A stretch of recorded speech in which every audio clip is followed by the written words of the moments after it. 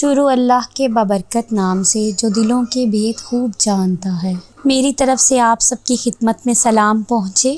میرا آج کا موضوع ہے اینڈریو۔ ہمارے اشفاق صاحب جو ہیں وہ بہت سادہ طبیعت لوگوں سے اور جن کی پرسنالٹیز میں تھوڑا سا لوگوں سے ہٹ کر چلنے کا طریقہ کار ہوتا تھا، اور جو معاشرے کے سادہ لوہ قسم کے لوگ تھے ان سے بہت زیادہ امپریس ہوتے تھے۔ اسی لیے انہوں نے اپنی کتاب زاویہ ون میں پورا چیپٹر ایسے لوگوں کا شامل کر دیا، جیسے آج کے ہمارے ایک انگریز سادہ لوہ قسم کے جو اسپرچوئلزم کی تلاش میں نکلے، اور انہیں کسی نے بتایا کہ تم اشفاق احمد سے ملو تو وہ تمہیں اسپرچوئلزم کے بارے میں گائیڈ کریں گے۔ تو اشفاق احمد کہتے جب وہ مجھ سے ملنے آیا تو میں نے کہا میرا تو اس سے کوئی تعلق ہی نہیں ہے، یہ شروع کے وقتوں کی بات تھی جب واقعی میرا اسپرچوئلزم سے کوئی خاطر خواہ تعلق نہیں تھا۔ اشفاق صاحب کہنے لگے کہ میں تو ایک صحافی ہوں، میرا تو اس سے کوئی تعلق ہی نہیں۔ میں نے کہا مجھے تو فلاں بندے نے کہا کہ تم لاہور جاؤ اور اشفاق صاحب سے مل لینا تو وہ تمہیں سب گائیڈ کر دیں گے۔ تو اشفاق احمد کہنے لگے کہ میں تو کچھ جانتا ہی نہیں، لیکن تم کہاں ٹھہرے؟ اس نے کہا میں ریلوے اسٹیشن لاہور وہیں رہتا ہوں، مجھے آئے ہوئے 3 دن ہو گئے، اس سے پہلے میں ہندوستان میں رہا، بنارس میں 1 سال رہا، اور وہاں سے پھر میں کھٹمنڈو چلا گیا۔ کھٹمنڈو میں نے ایک تانترک ودیا کا علم حاصل کیا،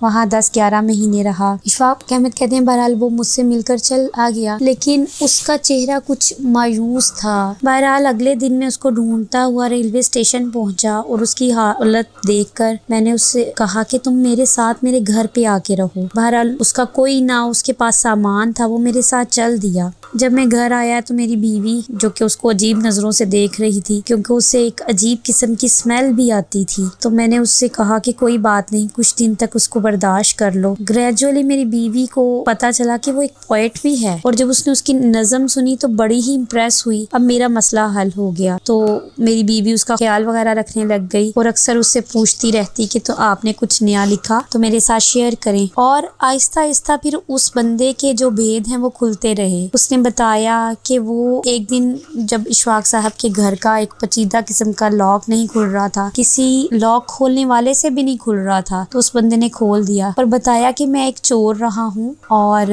میں ہر طرح کے پیچیدہ تالے کھول لیتا ہوں۔ اشفاق احمد کہتے ہیں کہ اس کے بعد ہمیں اس سے تھوڑا سا خوف محسوس ہونے لگا، اور وہ ایم اے انگلش تھا۔ اب اسپرچویلٹی کی تلاش میں وہ بندہ ایک بابا چھتری والے کے پاس جاتا تھا، تو مجھے کہنے لگا کہ آپ کو بھی چلنا چاہیے۔ لیکن مجھے بڑی حیرت ہوئی کہ اینڈریو کو ان بابا جی کشمیری بولنے والے کی باتیں کیسے سمجھ آتی تھی، لیکن وہ سارا دن ان کے پاس بیٹھ کر ان کو سنتا رہتا تھا۔ اس کے بعد ہمیں پتہ چلا کہ اس کی ایک منگیتر بھی ہے۔ بہرحال ہم نے اس کو بھی بلا لیا، اور ہمارے خاندان کے بچیوں نے کہا کہ چلو ہم اینڈریو کی شادی کرتے ہیں۔ جس دن ان کی شادی تھی تو اینڈریو بہت دیر سے پہنچا، اور اس نے مجھے یہ بھی کہا تھا کہ آپ اپنے مسجد کے ملا کو بلا لیں اور ہمارا نکاح پڑھایا جائے۔ اور آدھی رات کے بعد جب اپنی شادی کے دن اینڈریو پہنچا تو میں نے اس کو بڑے غصے سے کہا where have you been Andrew? اس نے کہا I am sorry, I am very lazy, sorry sir forgive me. پھر اس نے بتایا کہ میں مسلمان ہو گیا ہوں اور میں نے اپنا نام سلیمان رکھ لیا ہے۔ جب بات اس کی منگیتر کو پتہ چلی تو وہ روتی پیٹتی ہوئی واپس چلی گئی اور اس نے شادی سے انکار کر دیا۔ بہرحال میں نے اس کو دیکھا کہ اینڈریو نے اس بات کی کوئی پریشانی نہیں لی، اتنے سال کا تعلق ٹوٹنے کے بعد اس پہ کوئی ایسا اثر نہیں ہوا، اور وہ اس نے آرام سے ہمارے گھر کے گڑ کو دیکھا، اس سے امپریس تھا بہت زیادہ کہ اس میں بہت سارے وٹامنز اور نیوٹرینٹس ہیں، اور اس نے اپنی شادی کا کیک بنایا اور بڑی خوشی سے کھانے لگا۔ اس کے بعد وہ ہمارے وہاں سے چلا گیا۔ کچھ مہینے کے بعد مجھے اس کا خط آیا، سوات میں ایک جگہ ہے اور یہاں دریا بہ رہا ہے، اور اللہ میاں نے اگر کوئی جنت زمین پر اتاری ہے تو وہ سوات ہے، اور میں یہاں بہت ہی خوش ہوں، یہاں پر ہوں، اور مجھ پر اللہ کا بڑا فضل ہے، میں نے جگہ خرید لی ہے، میرے پاس 13 کنال زمین ہے۔ میں نے کہا وہ تم نے کیسے لی؟ اس نے کہا یہاں جن لوگوں کی یہ زمین تھی، ایک باپ 3 بیٹے تھے، اس میں سبزی اگتی تھی، دنیا دیکھے، اور میں حسرت بری نگاہوں سے اس کے ٹوٹے کو دیکھتا تھا پہاڑ میں، تو وہ مجھ سے پوچھتے تھے تم کیا دیکھتا ہے گورا؟ میں نے کہا یہ کتنی خوبصورت زمین ہے۔ انہوں نے کہا لعنت ہو، یہ کوئی زمین ہے؟ یہ کوئی جگہ ہے؟ یہ کوئی ملک ہے؟ دفعہ دور۔ تو میرا ان کا جھگڑا ہو گیا۔ اس نے کہا تم زمین مجھے دے دو، انہوں نے کہا تم زمین ہم سے لے لو، 4 ویزا ہم کو لندن کا منگوا دو۔ میں نے کہا منظور۔ میں نے اپنے باپ کو خط لکھا، اس نے مجھ کے 4 ویزا